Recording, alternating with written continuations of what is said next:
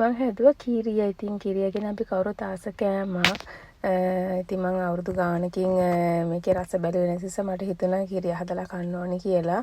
ලංකාවේ නම් අපි කීරිය හදන්නේ ගොඩක් දේවදාන වලට පූජාවන් වලට.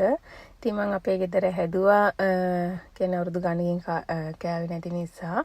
ඉතින් රෙසිපිය මම උඩ ලියලා තියෙනවා හදන්න කැමති කෙනෙක්ට. මම මුලින්ම සීනි කැරමල් කරලා ඊට පස්සේ තමයි පොල් කීරි වලට හාල් පිටි දාලා ඒක හොඳට මික්ස් කරලා කැට නැති වෙන්න පෙනේරිය හොඳට පෙරා ගන්න. ඊට මේ කැරමල් එකට ටික ටික මේ මිශ්‍රණය එකතු කරගෙන ඉනසාල් කුඩු ඒ වගේම අන්තිමට කජු වියලි මෙන්දි එකතු කරලා මම වියලි මෙන්දි එකතු කරේ නෑ මම කැමති නැති නිසා. ඉතින් මේක එක ගුලියකට හැඳි ගන්නකොට ආවම තමයි ඒකේ පදම. ඊට පස්සේ බටර් ගාගත්ත තැටියකට දාලා ඒක අනිත් පැත්ත හරලා කෑලි කපා ගන්න පුළුවන්.